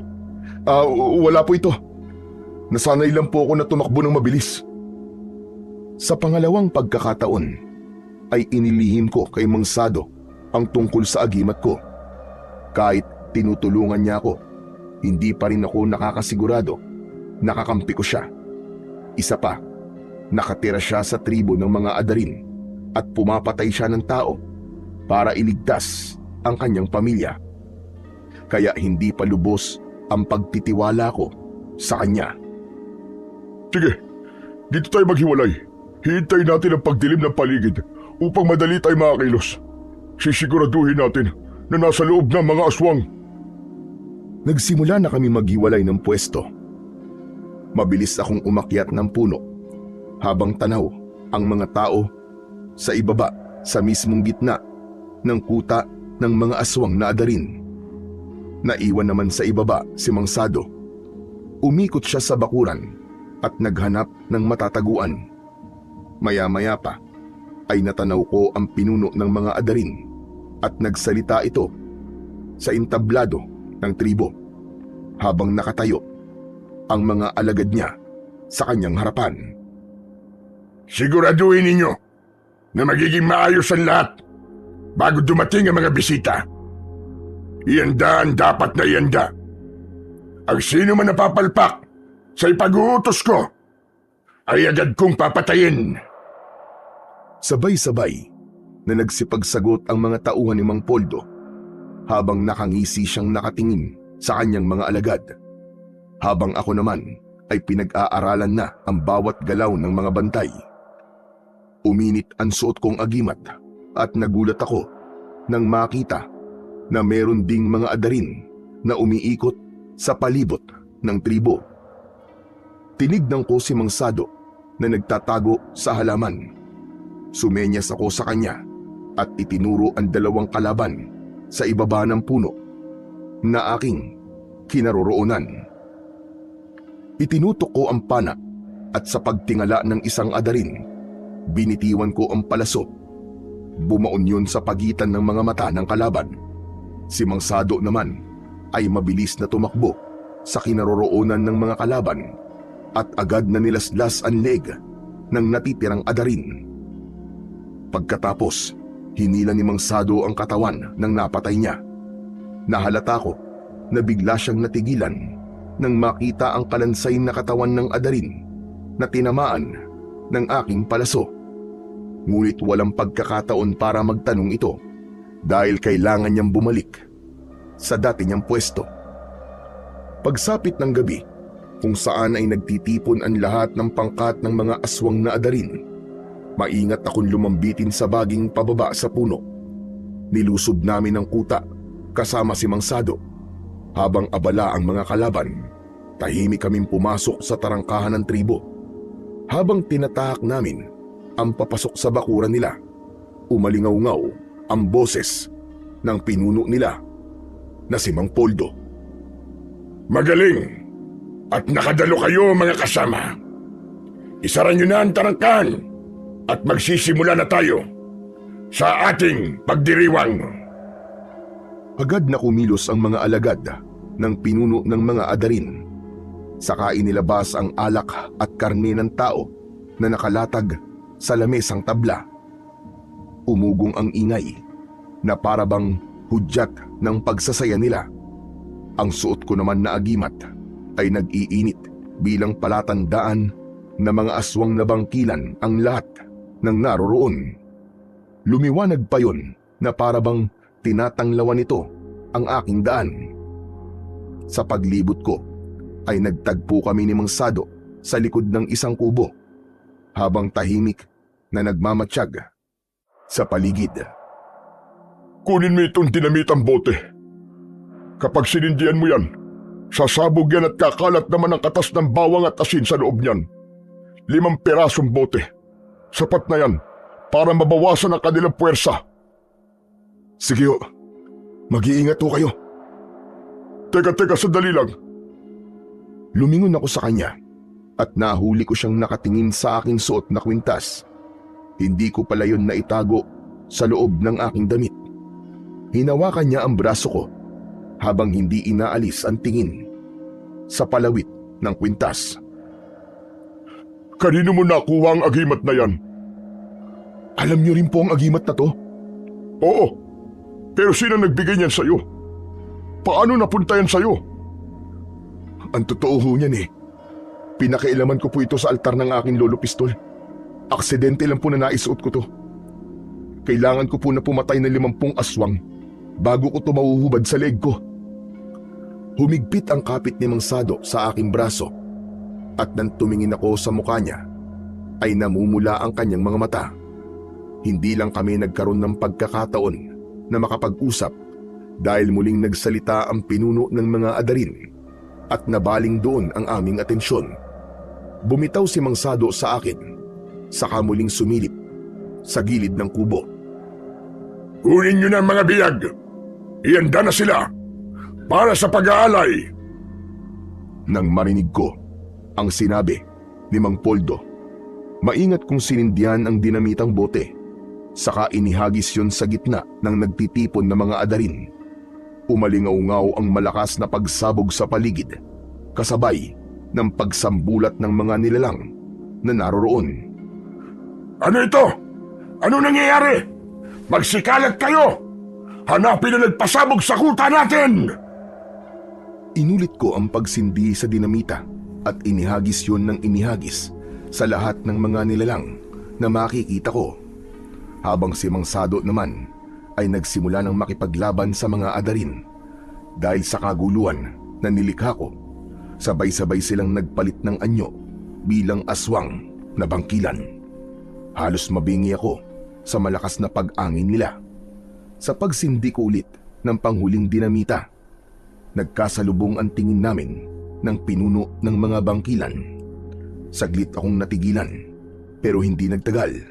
Inihagis ko ang dinamita sa kanya, pero nasalo ng aswang ang dinamita at ibinatayon pabalik sa akin. Mabuti na lang at mabilis akong nakatalon. Ang tinamaan ay ang mismong alagad niya.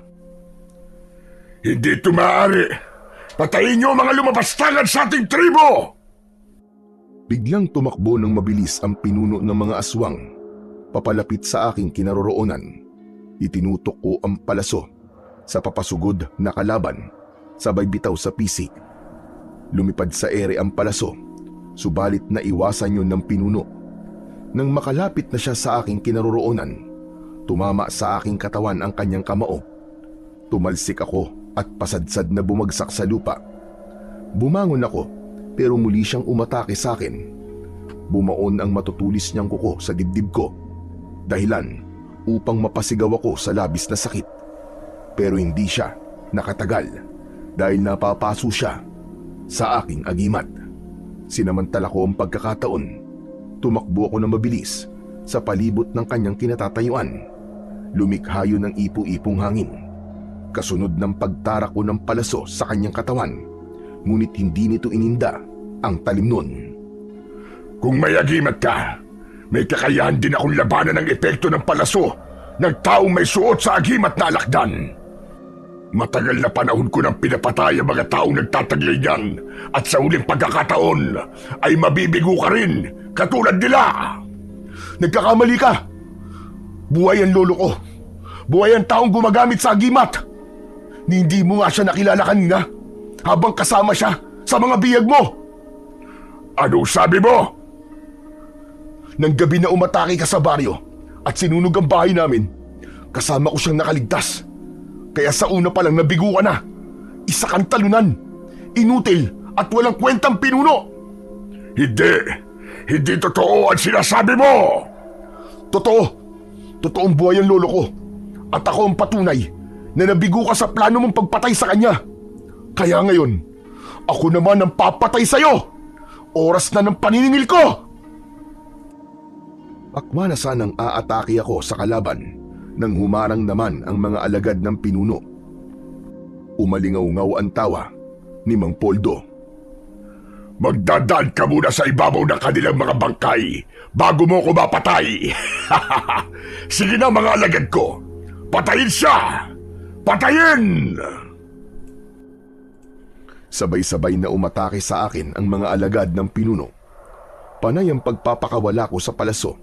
Kahit kumikirot na ang sugat ko, ay pinilit ko pa ring lumaban sa kanila. May minsan na tinatamaan ako ng kalmot nila, pero nagagawa ko pa rin silang mapabagsak. Nanlaki ang mga mata ni Mang Poldo nang makita na naging kalansay ang katawan ng mga alagad niya, pero ngumisi pa rin ito ng malaki. Nabilang mo ba kung ilan na napapatay mo? Biglang bumundol ang kaba sa aking dibdib dahil parang meron siyang ibig sabihin. Paano mo nalaman ang tungkol sa pagbibilang ko ng mga aswang na dapat kong patayin? Dahil kapag umabot ka sa bilang na 50, pansamantalang mawawala ang bisa ng agimat mo. Kailangan mong gawin yun. Kapag hindi mo gusto magkaroon ng agimat, yun din ang pagkakataon mo para mahubad ang kwintas. Hindi ko aalisin ang agimat ko sa leeg, kaya walang dahilan para maging masaya ka. Hindi mo ko naiintindihan. Ang agimat ay mawawala ng kapangyarihan kapag nangyari yun. Magagawa na kitang patayin ng walang kahirap-hirap. Napaatras ako dahil pagkatapos kong mapatay ang mga aswang sa harapan ko, alam kong sumobra na ako sa bilang ng mga aswang na napapatay ko. Kaya pala nararamdaman ko ang kirot ng sugat ko sa dibdib. Ano? Nabilang mo na ba? Bakit parang namumutla ka yata? Nanghihiram ka lang ba ng tapang sa agimat na yan? Huwag ka maniniwala sa mga sinasabi niya, Warlo.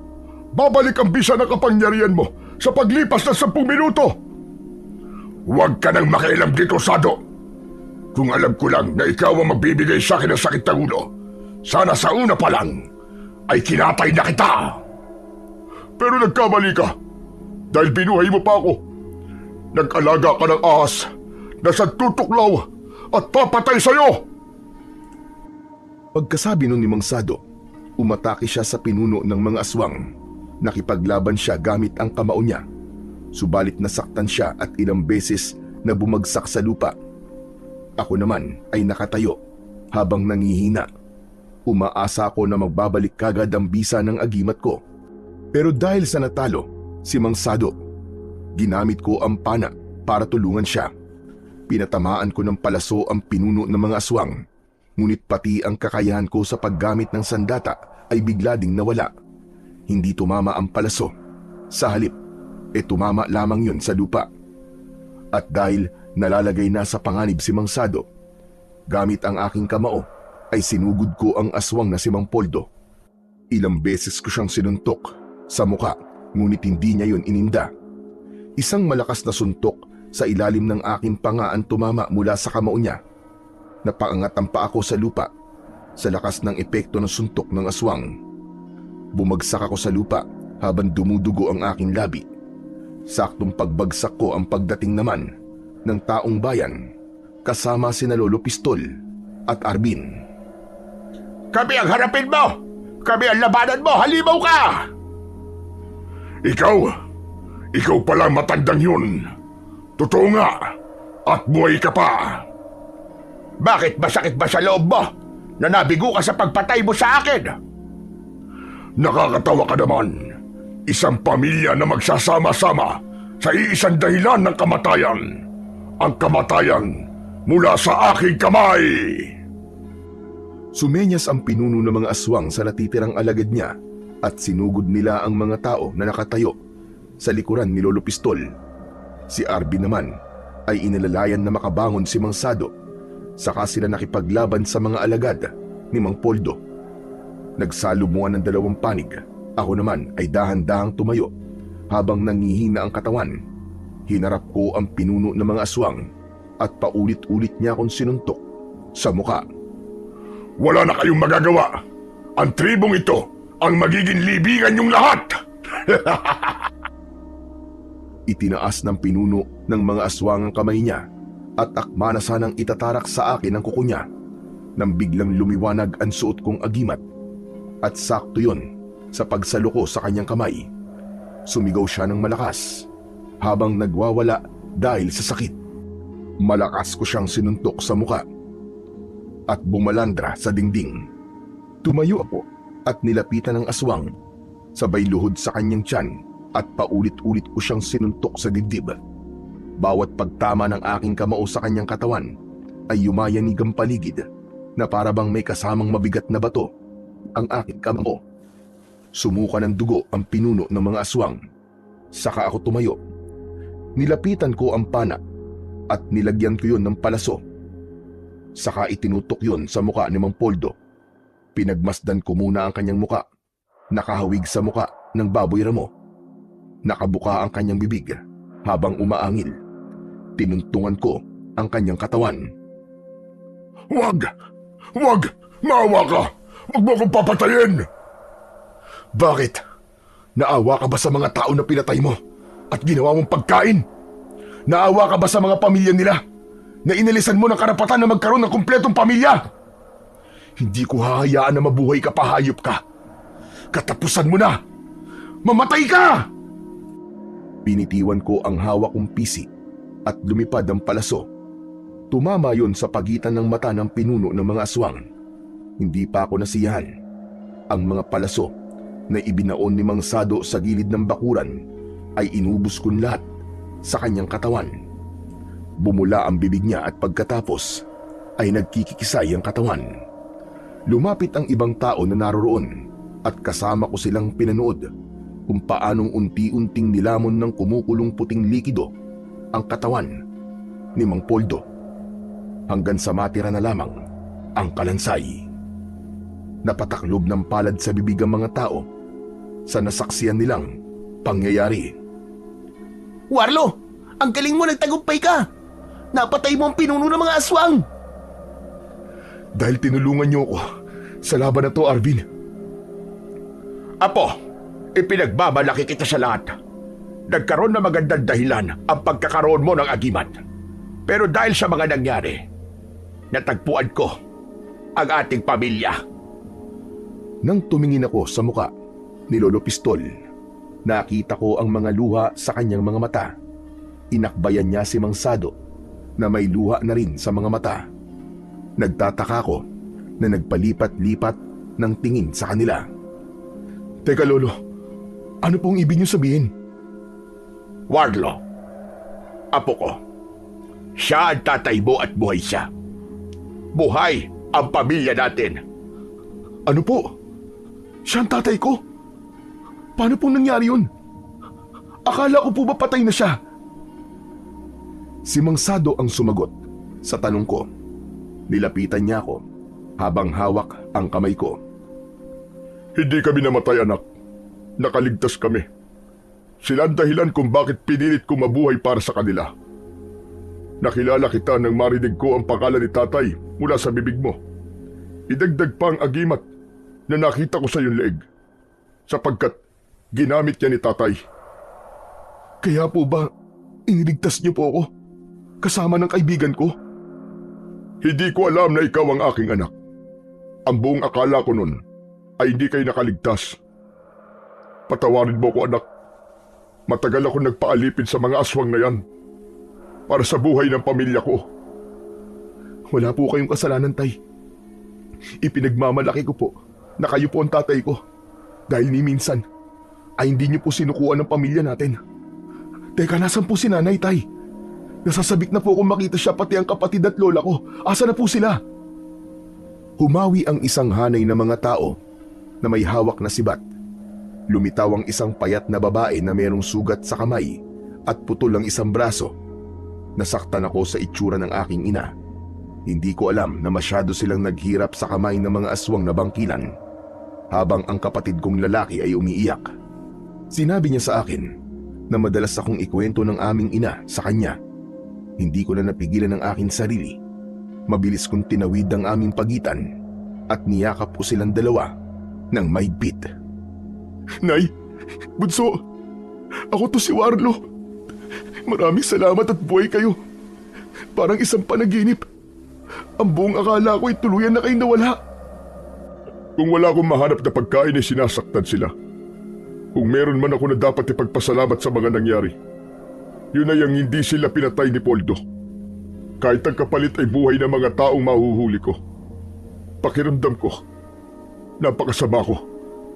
Huwag niyo pong sabihin yan, tay. Huwag na po natin balikan ang nakaraan. Ang mahalaga, hindi niyo po kagustuhan ang ginawa niyo. Alam ng Diyos na napilitan lang po kayo na gawin yun. Darating din po ang araw na mapapatawad niya po kayo sa nagawa niyong kasalanan. Pagkasabi ko nun, ay humarap naman ako kina Lolo at Lola Esther. Yumakap na rin ako sa dalawa at nang magbitaw ay masayang nagsalita si Lolo Pistol. Makakasama na natin sila, Apo. Buo na ulit ang pamilya natin. Masaya po ako na nagtagumpay tayo, Lo. Pero kailangan na po nating umalis sa lugar na to. Bago tayo umalis, surugin muna natin ang tribo nila. At hanggat maaari, wala sanang makakaalam sa mga nangyari dito. Tutulong po ako sa inyo para tuluyan na po silang mabura sa mundong ito. Nagtulong-tulong ang mga tao sa pagsunog sa tribo. Binura namin ang kanilang bakas at inilihim sa ibang tao ang tungkol sa mga aswang na bangkilan. Pagkatapos nun, mas payapa na ang pamumuhay namin ngayon at nabuo ang aking pamilya na minsang pinaghiwalay ng masasamang aswang. Si Arvin at ako ay nagpatuloy sa pangangaso, pero sapat lang ang kinukuha namin at itinutulong din yon sa iba na kapos din sa buhay. Ang agimat na alakda naman ay nanatiling nasa leeg ko at hindi kailanman hinubad. Marami akong natutunan sa mga nangyari. Ang pakikialam sa gamit ng iba ay merong kapalit na responsibilidad. Maaaring ikasama o ikabuti para sa sarili. Ipinakita rin na ang pagtitiis at sakripisyo ng aking ama ay masusukat kung gaano niya kamahal ang kanyang pamilya. Ngayon ko lamang naintindihan ng lahat na ang pagiging mabuting tao ay walang katumbas na yaman sa mundo. Sa halip, kinagigiliwan ng Panginoon at patuloy na gagabayan sa lahat ng oras. Kaya sa ating mga tagapakinig, palagi po nating piliin ang pagiging mabuting tao dahil ang kasamaan kailanman ay hindi magwawagi sa puwersa ng kabutihan.